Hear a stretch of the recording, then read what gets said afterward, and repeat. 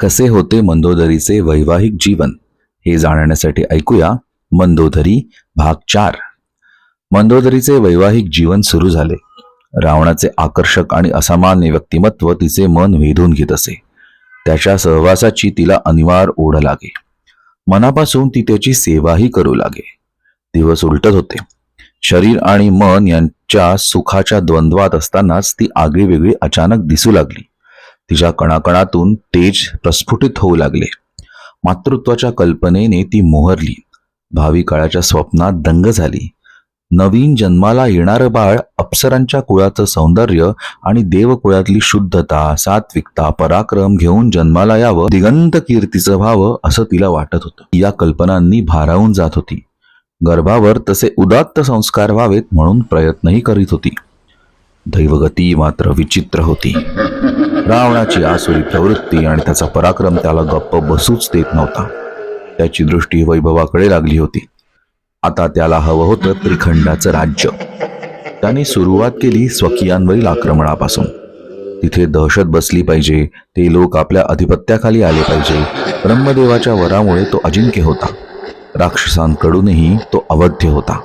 त्याने आक्रमण केले आणि अनंत अनंत अत्याचार केले.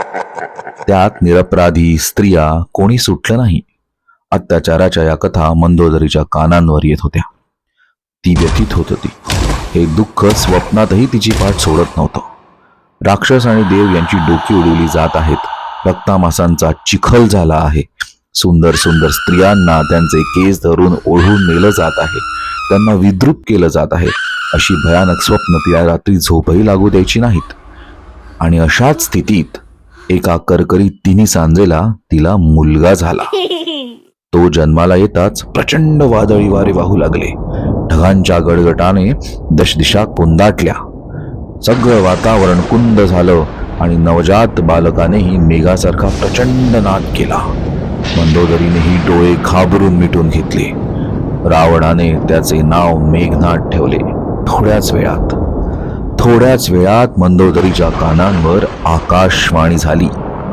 हा पुत्र जगद्विख्यात होईल, पराक्रमी होईल, देवराज इंद्राचाही पराभव करेल. मंदोदरीला त्यातल्या त्यात हायसं वाटलं. पण मंदोदरी विचार करू लागली.